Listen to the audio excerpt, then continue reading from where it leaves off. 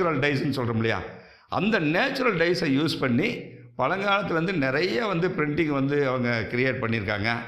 அந்த நேச்சுரல் டைஸில் பார்த்திங்கன்னா நம்ம நினைப்போம் எப்படி அந்த டைஸ் எல்லாம் இது பண்ணுறாங்க, எப்படி ஃபிக்ஸ் பண்ணுறாங்க அப்படிங்கிறத நம்ம நினைப்போம். ரொம்ப சிம்பிளாக சொல்கிறேன் உங்களுக்கு.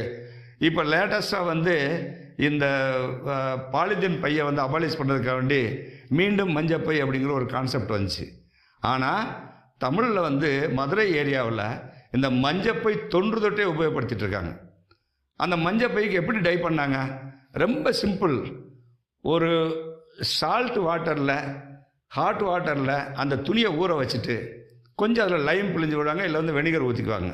ஊற்றிட்டு அந்த துணியை அந்த ஹாட் வாட்டரில் பாயில் பண்ணிவிட்டு திருப்பி கோல்டு வாஷ் பண்ணிவிட்டு அந்த துணியை நீங்கள் டை பண்ணுங்கள். மஞ்சள் சாதாரண ஒரு டர்மரிக் இல்லை ஊற வச்சுருங்க. 24 ஹவர்ஸ் ஊற வச்சா ஒரு கலர் வரும், 12 ஹவர்ஸ் ஊற வச்சா ஒரு கலர் வரும்.